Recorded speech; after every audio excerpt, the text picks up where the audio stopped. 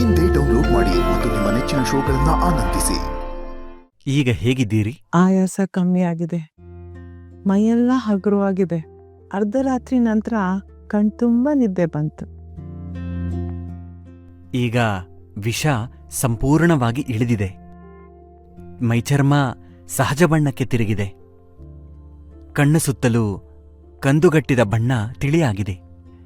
ಇನ್ನು ಜೀವಕ್ಕೇನೂ ಭಯ ಇಲ್ಲ. ಎಲ್ಲ ನಿನ್ನ ಸೇವೆಯ ಪ್ರಭಾವ ಕಂದ. ನನ್ನನ್ನು ಸಾವಿಂದ ಪಾರ್ ಮಾಡಕ್ಕೆ ಆ ಧನ್ವಂತರಿಯ ಧರೆಗೆ ಇಳಿದು ಬಂದಂಗಾಯ್ತು. ಇದರಲ್ಲಿ ನಂದೇನೂ ಇಲ್ಲ ಅಮ್ಮ. ಎಲ್ಲವೂ ಗುರುಗಳು ಕೊಟ್ಟ ಮದ್ದಿನ ಪ್ರಭಾವ. ಅದನ್ನ ನಾನಿಲ್ಲ ಅಂತ ಹೇಳದ ಮಗ್ನೆ. ತ್ರಿಕಾಲ ಜ್ಞಾನಿಗಳಾದ ಗುರುಗಳ ಔಷಧಿ ಪ್ರಭಾವ ಬೀರಿರೋದು ನಿಜ. ಆದರೆ ನಿನ್ನ ಪ್ರೀತಿಯ ಸೇವೆ, ಕರುಣೆಯ ಆರೈಕೆ ನನ್ನ ದೇಹದಲ್ಲಿ ಹೊಸ ಚೈತನ್ಯ ತುಂಬಿರೋದಂತೂ ನಿಜ. ಅದು ಯಾವ ಜನ್ಮದ ಋಣಾನು ಬಂದಾನೋ ನಾನಂತೂ ಕಾಣೆ.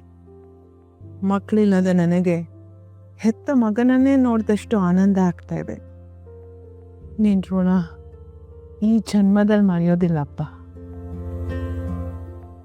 ಮಗನೇ ಅಂತ ಬಾಯಿ ತುಂಬಾ ಕರೆದ್ರಿ. ತಾಯಿ ಮಗನ್ ನಡುವೆ ಋಣ ಎಲ್ ಬಂತಮ್ಮ?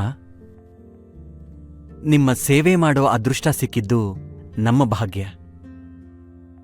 ಇನ್ನು ಮುಂದೆ ಎಚ್ಚರದಿಂದ ಇರಿ. ತೀರ್ಥ ಪ್ರಸಾದ ಅಂತ ಯಾರೇನೇ ಕೊಟ್ರೂ ಸ್ವೀಕರಿಸಬೇಡಿ. ಬಲಿಷ್ಠರಿಗೆ ಶತ್ರುಗಳಿರೋದು ಸಹಜ. ಅಸಹಾಯಕರಿಗೆ ಹಿತಶತ್ರುಗಳಿರೋದೇ ಜಾಸ್ತಿ. ಯಾರನ್ನು ನಂಬೋದೋ ಅರ್ಥವಾಗ್ತಿಲ್ಲ ವೆಂಕಟನಾಥ. ಒಂದ್ ಕಡೆ ಮಕ್ಕಳಿಲ್ಲ, ತೀರ್ಥಯಾತ್ರೆಗೆ ಅಂತ ಹೋದ ಯಜಮಾನ್ರು ತಿರುಗಿ ಬರಲೇ ಇಲ್ಲ. ಬಂದು ಹೋಗೋ ಬಂದು ಬಳಗದವ್ರಿಗೆಲ್ಲ ನನ್ನ ಮನೆ ಆಸ್ತಿ ಮೇಲೆ ಕಣ್ಣು.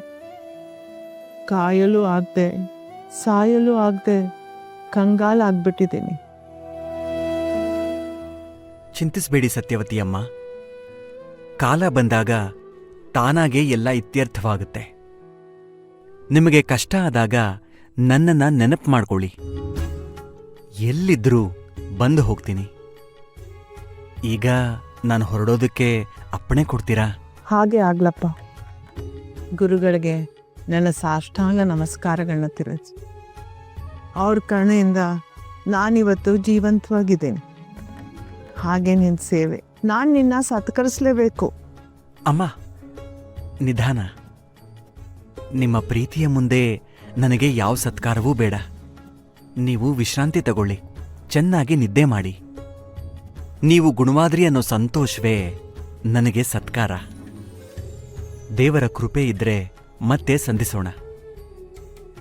ನಾನಿನ್ ಬರ್ತೀನಿ. ನಿನ್ನನ್ನು ನೋಡ್ತಾ ಇದ್ರೆ ನೋಡ್ತಾನೇ ಇರಬೇಕು ಅನ್ಸತ್ತಪ್ಪ. ನಿನ್ನ ಮಾತುಗಳನ್ನ ಕೇಳ್ತಿದ್ರೆ ಕೇಳ್ತಾನೇ ಇರಬೇಕು ಅನ್ಸುತ್ತೆ. ಆ ಸಮಯ ಬಂದರೂ ಬರ್ಬೋದು. ಹೋಗ್ಬಾ ಮಗನೆ.